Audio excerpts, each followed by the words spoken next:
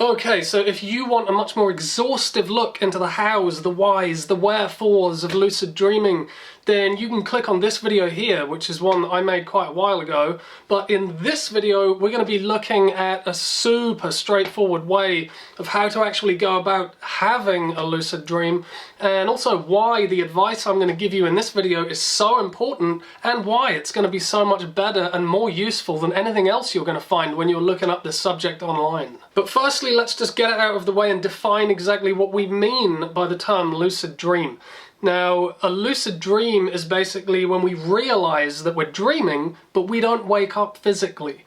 So we realize that we're asleep, we realize that we're in the middle of a dream, and we're fully aware of that fact. So it's basically like dreaming with full awareness that we are dreaming. Now, if you're finding it difficult to have a lucid dream, you have to make the lucid dream come to you. And this is very simple and straightforward to do, right? What you've got to do is simply remind yourself constantly while you're awake that you're actually in the middle of a dream. But you can't just simply say this to yourself like some kind of empty gesture. You have to really mean it. You have to really feel like this is a dream experience. And in a way, this waking reality is kind of like a dream. So what I mean by that is that we just take everything for granted, and we are generally very resistant to change, and we seem to believe that we have this separate, permanent existence. So by training ourselves to perceive this waking reality as being somewhat dreamlike can be a very beneficial practice. We begin to realize how nothing is permanent, everything will cease to exist at some point, and how absolutely liberating it is when we can surrender to that fact. So while waking reality may not be an actual dream, it is very much like a dream because of our incorrect perception of it. So we have to remind ourselves that this is a dream while we're going about our daily business. For example, when we wake up, this is a dream. When we're doing the dishes, this is a dream. Walking the dogs, this is a dream.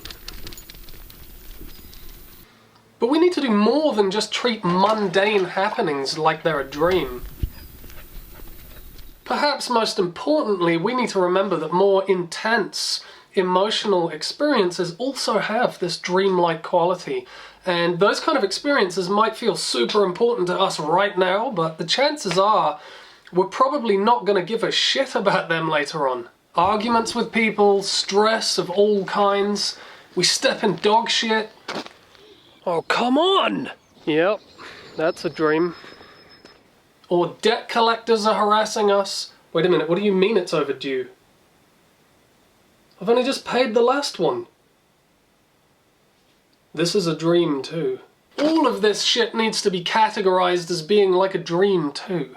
But so do positive feelings of joy and elation as well. So rather than unrealistically trying to hold on to these experiences and make them last, we can accept that they too are impermanent and essentially dreamlike. If we can't see through the illusory nature of emotionally charged experiences like these while we're awake, how the hell are we going to realize the illusory nature of the dream while we're asleep? Before we even fall asleep, we can already begin harvesting some immense benefits from this simple practice while we're still awake, because we can start to actually feel that all of our daily experiences, from the mundane to the downright irritating to the euphoric, all of these experiences lack the inherent solidity that we attribute to them. Because believing that everything has this inherent, independent existence truly is our human downfall.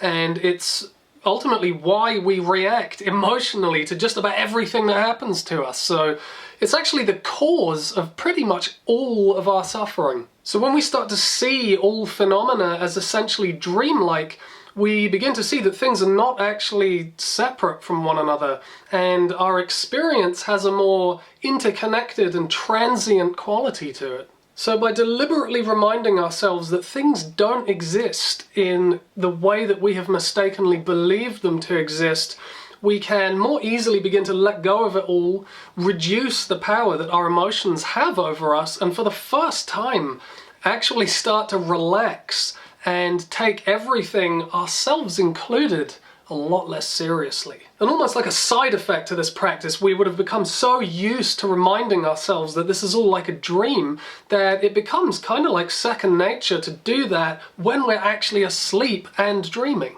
So let's say we've made it this far, we've fallen asleep, we've had a dream, and we've become lucid within that dream. Now what do we do? Well, this is where most other recommendations fall epically short of realizing the true potential that this experience offers. But if you really want to know what to do next, you're going to join me in the next video.